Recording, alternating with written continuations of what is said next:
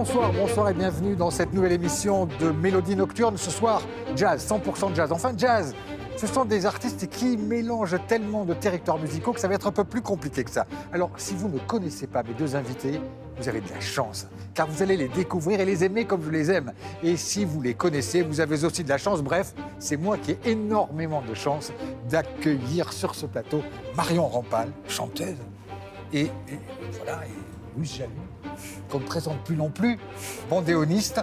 Est-ce qu'on arrive à mettre une étiquette sur la musique que vous faites? Vous êtes musicienne de quoi? De jazz, De jazz et d'autres choses, de folk, de chansons, tout simplement. Moi, je cherche des chansons à chanter et à écrire. Et vous, Louise, vous faites quoi? On peut définir? Vous êtes musicienne de jazz? Mais on est fait de plein d'influences en fait différentes, donc du tango, du jazz et des musiques contemporaines. Les frontières, c'est pas trop votre truc, c'est ça? Pas du tout. Mais je vous propose qu'on en fasse la thématique de cette émission, par exemple. Alors, au football, puisque vous êtes passionné de football comme moi, ça à peu près égal à 0. Au football, j'ai appris qu'on tirait au sort pour savoir qui donnait le coup d'envoi. Donc, dans les backstage, j'ai tiré au sort. Et nous commençons par un extrait de votre musique, Marion. Nous écoutons D'autres soleils. C'est une musique en live. Et vous allez tout de suite comprendre pourquoi elle nous touche juste là. Belle âme, pour qui les feux ont brillé tout bas. À toi, pané, pour l'âme, qui chante à peine et toujours pas bien droit. Tu vois qu'on se tient tout encore au bord, et sous les tourments debout.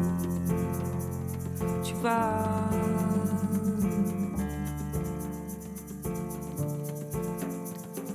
Il y a mieux là-bas. Marion, cette manière de chanter, cette délicatesse, c'est une chose que vous avez beaucoup travaillé et que vous avez trouvé plus tard. C'est pas une chose que j'ai beaucoup travaillé, mais il a fallu travailler plein de choses et explorer plein de façons de chanter, d'écoles du chant, pour dégager quelque chose. Mais que j'ai abordé du cabaret ou du jazz ou de la musique noire américaine, auprès d'Archie Shepp par exemple, à chaque fois le travail c'était d'enlever ce qu'il y avait en trop. C'est-à-dire d'essayer de trouver ce que j'appelle moi le cœur expressif des chansons.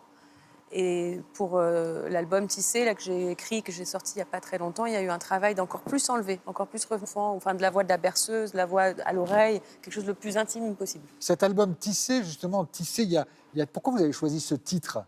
Parce que d'abord j'adore le son de ce titre, et puis je me suis passionnée pour la métaphore du tissage, le mythe d'Arachné, le fait d'assembler plusieurs bouts ensemble et de faire une tapisserie comme ça avec une chaîne et une trame. Et je pense que culturellement c'est un peu ce qui nous arrive, on est composé de plein de bouts et qu'il faut arriver à... Entendez Marion qui dit on est composé de plein d'identités. Vous qui faites à la fois du tango, du jazz, de la musique contemporaine, de la composition, ça vous parle, ça vous touche aussi, non? Oui, tout à fait. Non, c'est ce qu'on disait en introduction, c'est qu'en fait on est fait vraiment de beaucoup d'influences différentes, des rencontres qu'on a fait, et je pense qu'on s'inspire d'hier qui nous ressemble. Vous ne faites que chanter ou vous jouez d'un instrument? Je me sers d'instruments pour composer, pour écrire, mais il vaut mieux pas que je les mette sur scène. Ça m'arrive de jouer un peu de guitare sur scène quand même. Figurez-vous que dans cette émission, vous le savez, on a une tradition, c'est des invités surprises qui vous posent une petite question. Et cette fois-ci, nous avons un invité surprise qui est un puits de science du jazz.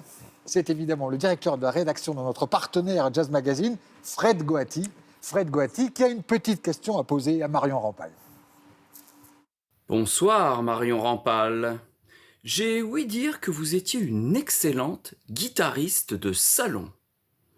Alors personnellement, j'aimerais beaucoup en vous accompagnant à la guitare, telle, Cassandra Wilson, Sister Rosetta Tharpe ou Johnny Mitchell. Pardonnez-moi de vous mettre un petit peu de pression, mais je connais vos talents. À très vite, j'espère. Alors, à quand la guitare sur scène? Alors, je la joue déjà dans un spectacle, mais c'est vrai que c'est quelque chose qui commence à venir et c'est un grand plaisir de s'accompagner en chantant. Alors, vous jouez d'un instrument que certains téléspectateurs vont même découvrir ce soir, ou qu'ils ont déjà entendu les sonorités mais qu'ils ne connaissent pas, c'est le bandoneon. Alors, j'ai fouillé un petit peu. C'est un enfer, cet instrument. avec un clavier, quand on tire, quand on pousse, c'est pas le même, etc. Comment on choisit, par pur sadisme, automasochisme, comment on choisit de jouer du bandoneon? Non, en fait, on ne le choisit pas. C'est lui qui nous choisit peut-être.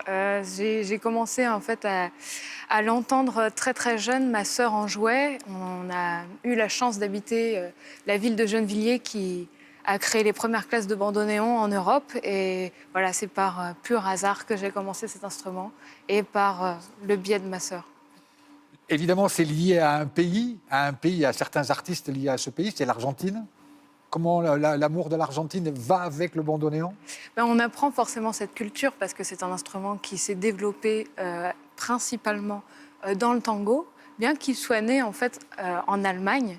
Et donc j'ai retracé un peu aussi les origines du bandoneon pour redécouvrir le répertoire totalement folklorique, mais pas seulement. Il a été utilisé aussi dans les musiques liturgiques. Et donc ça en fait un instrument passionnant qu'on redécouvre tous les jours. Alors, vous avez fait 2 disques qui ont éveillé l'intérêt de la critique, évidemment. Un qui parlait de la condition des prostituées dans les bordels à Buenos Aires. Vous pouvez nous en dire un petit peu plus, Francesita? Oui, tout à fait.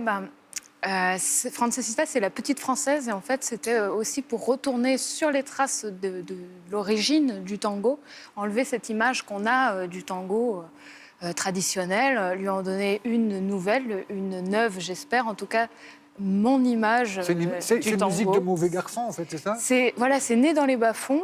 À ce moment-là, évidemment, les immigrés cherchaient du travail. Et il y a eu beaucoup de femmes qui ont été victimes de la traite des Blanches. Et j'ai retracé en fait la vie de ces femmes qu'on a en fait dans les poèmes, des poèmes liés au tango chanté. Voilà. Là, vous avez sorti un album récemment qui a fait un carton qui s'appelle Piazzolla 2021. C'est difficile de parler du bandoneon sans parler de Piazzolla, j'imagine. C'est ça. Alors, à l'occasion du centenaire de sa naissance, j'ai voulu revisiter Astor Piazzolla, mais pas en le reprenant exactement à la lettre, mais en le revisitant totalement. Ce qu'il lui-même disait, c'est-à-dire qu'il ne faut pas imiter, mais s'en inspirer pour faire autre chose. Donc partir de l'objet de son œuvre, en fait, et d'en faire autrement, autre chose. Encore du métissage, c'est ça. Ouais. On va vous écouter, c'est au Café de la Danse, c'est un endroit formidable à Paris. Vous êtes avec le Louise Jalut Quartet, puisque c'est comme ça que ça s'appelle. On vous écoute.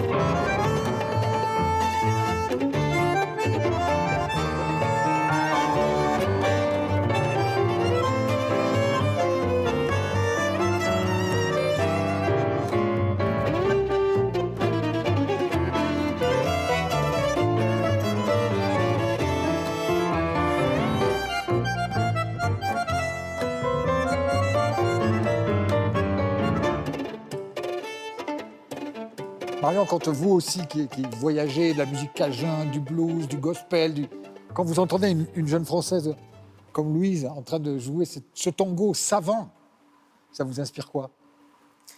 C'est un tango savant, mais elle vient de rappeler que son origine n'était pas du tout savante. Elle était très profane, très populaire. Mélodique, harmonique, oui, vous m'arrêtez. Complexe. Ouais, c'est quand même très compliqué. C'est extrêmement complexe. Ouais. Oui, en fait, les arrangements sont inspirés beaucoup de la musique contemporaine. On voit là au violon, par exemple, les modes de jeu, ça s'est inspiré de la musique contemporaine.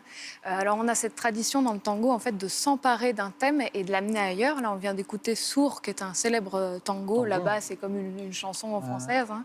Et de le revisiter à sa manière dans le tango, c'est vraiment quelque chose qu'on fait de façon traditionnelle. Le fait que vous avez une très bonne éducation de musique, j'allais dire classique, mais c'est un peu idiot, sur la composition, sur la musique contemporaine, vous avez travaillé avec des... Est-ce que ça change votre vision du tango? Mais totalement. Parce qu'on entend des sons extrêmement savants, des bruissements, des larcènes, des frottements, tout ça, c'est pas commun au tango. Totalement. En fait, Astor Piazzolla lui-même avait initié aussi en s'inspirant du jazz, mais pas seulement de la musique classique. Il adorait la musique contemporaine. Et voilà, on en revient à ce qu'on disait au début, c'est que vraiment toutes nos influences, tout ce qu'on aime, en fait, s'en ressent aussi dans la musique qu'on fait, forcément. Je vous propose d'avoir aussi, vous, une question surprise de notre invité partenaire. Et c'est évidemment Fred Goati qui a une question cette fois-ci pour Louise Jalut. Nous l'écoutons. Bonsoir, Louise Jalut. Vous n'allez pas me croire, j'ai découvert d'Astor Piazzolla sur le disque qu'il a enregistré il y a quelques temps. De votre côté, vous qui êtes une experte de la musique d'Astor Piazzolla, aimeriez-vous enregistrer en duo? Je vais vous faire une confidence. Il me tarde d'entendre le résultat. Bah oui, c'est ce fameux duo exceptionnel. Voilà, il a réalisé Astor Piazzolla ce qu'il voulait réaliser. Mais Louise dans ce Jalut, qu'est-ce duo. qu'elle veut réaliser en duo? Mais moi, j'aimerais beaucoup, mais voilà, on y travaille en ce moment. J'aimerais beaucoup réaliser quelque chose avec Michel Portal, que j'admire Ah, mais depuis il est inaccessible. des années. Voilà. Il n'acceptera jamais. Je vous propose d'écouter votre invité surprise. Ah, merci. Et aux victoires de la musique, et j'étais très impressionné par ton talent et heureux de voir qu'une femme fasse partie de ce milieu des joueurs de bandoneon plutôt masculin. Mais il y a une chose dont on n'a pas eu le temps de parler. À quand un duo avec toi? C'est fait. Le prochain Merci, duo. Michel. Alors, on doit saluer notre partenaire. Alors, puisqu'on parle de métissage, de rencontres, etc., quel formidable cover de jazz. David Bowie était lui aussi un fan de jazz, un fan de métissage, et qui cherchait un petit peu à faire des rencontres, qui jouait lui-même du rock. Rien ne vous échappe, cher Marion.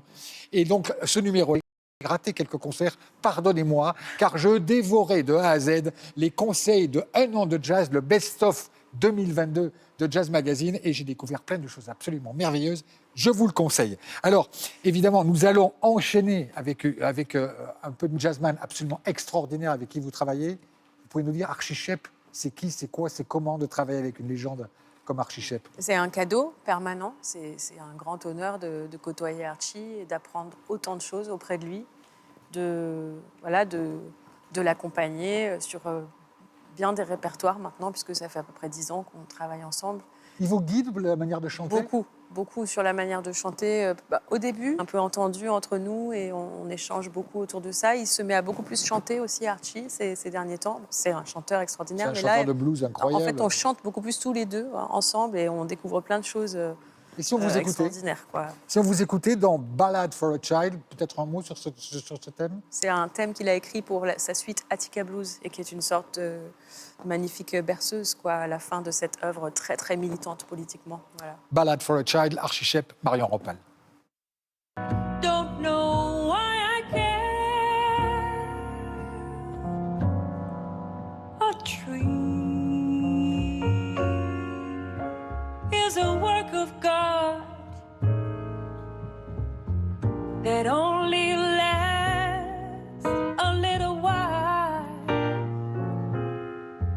What the whole world really needs is a baby smile.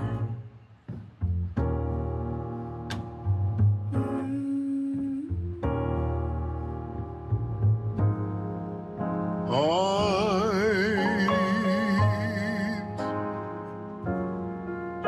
rather be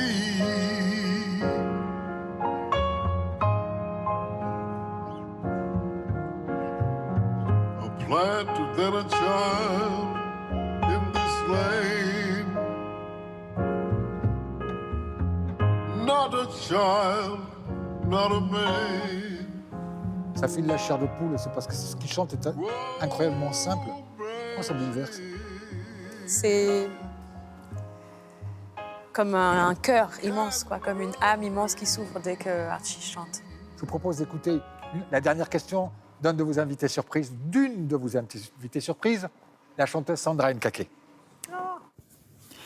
Coucou Marion, j'espère que tu te portes bien. Ça fait un petit moment qu'on ne s'est pas parlé directement, alors je profite de ce petit canal qui m'est donné pour te poser une question. Récemment, tu as changé de guitare, tu as une nouvelle guitare et je sais que c'est un instrument qui t'est cher, notamment pour l'écriture, la composition. Et je voulais savoir ce que ça avait changé dans ta vie. Est-ce que ça a changé des choses dans ta manière d'écrire, dans ta manière d'interpréter, de chanter?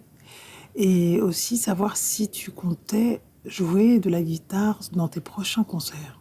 Je sais, on avait dit une question, j'en ai posé 3, mais voilà, tu répondras à celle qui te plaît le plus. Je t'embrasse.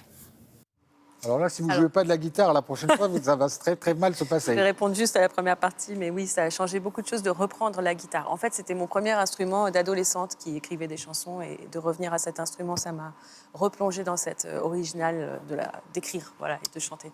Parce que c'est Noël, on va aussi vous montrer quelques livres merveilleux autour de la musique, parce que la musique, c'est des disques, c'est des partitions, c'est des concerts, mais c'est aussi des livres avec cette bible du jazz rock en 150 figures. Alors le jazz rock, vous savez, ce sont tous ces noms qui ont contribué à cette épopée de la musique dans les années 70, de Miles Davis à Marcus Miller, en passant par Carlos Santana ou Herbie Hancock. C'est une époque absolument folle. J'y étais, je peux vous dire que c'était absolument formidable. Jazz rock en 150 figures et ce petit bijou qui s'appelle Mr. Monk, sur peut-être l'unique, le seul, le plus incroyable des pianistes de jazz, le plus incroyable des créateurs de jazz. C'est un recueil de textes d'écrivains, de poètes, de musiciens, d'artistes qui parlent de qui était Thelonious Monk. Et puisque nous avons appris cette semaine la mort du grand poète et écrivain Christian Bobin, je voudrais vous lire, pour finir, avant de lancer votre merveilleux live, ce cadeau que vous nous avez offert toutes les deux, de la musique en vrai sur un plateau d'une chaîne info, je voudrais vous lire ces quelques mots de Christian Bobin, décédé cette semaine, sur ce que c'est que le jazz, et je suis sûr que vous serez d'accord avec moi. Le jazz, je ne sais même pas ce que c'est, dit Christian Bobin. Je m'explique, je ne crois pas au genre jazz, classique, fou, normal, jour, nuit, etc. Je n'y crois pas. Je tiens Jean-Sébastien Bach pour un grand joueur noir, et aussi Schubert. Et d'une musique, j'attends un massage cardiaque. Nous vivons si peu de temps dans nos vies. Eh bien, je sais que vous m'avez fait une surprise, puisque j'ai écouté votre répétition. Schubert, mais c'est pas sérieux. À vendredi prochain.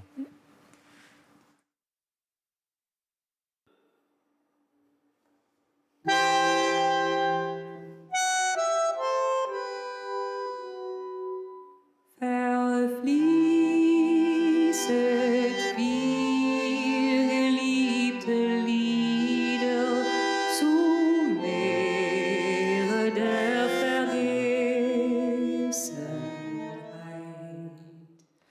Kein Knabe singt, entzüg euch wieder, kein Mädchen in der Blütenzeit. Ich sanget nur von meiner Liebe, nun siegt sie an mein treuer Ohr. Ihr wart ins Wasser eingeschrieben, so fließt denn auch mit ihm davon. Ihr wart ins Wasser eingeschrieben, so fließt denn auch mit ihm davon.